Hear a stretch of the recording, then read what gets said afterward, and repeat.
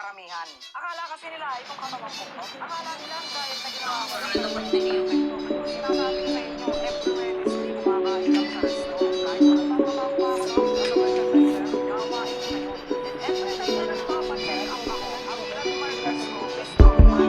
Pare, panis na. Kaya pagkain ng mga yan, kumain ka na ng araw-araw ng masarap na masama.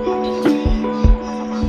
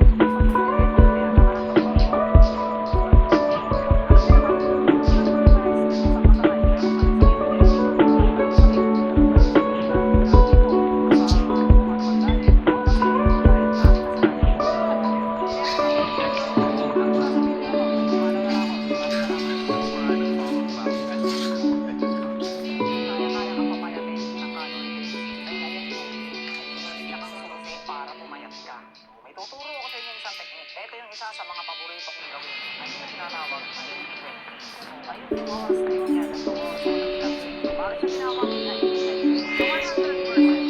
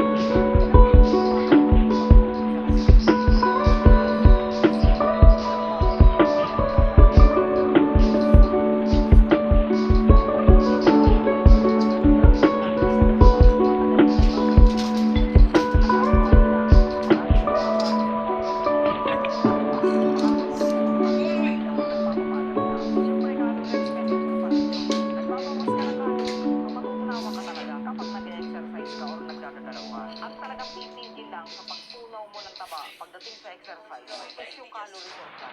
Hindi mo nga kasi malalaman yung kung kaya nagtigil ang pagkain. Kaya mahirap pagsulat ka.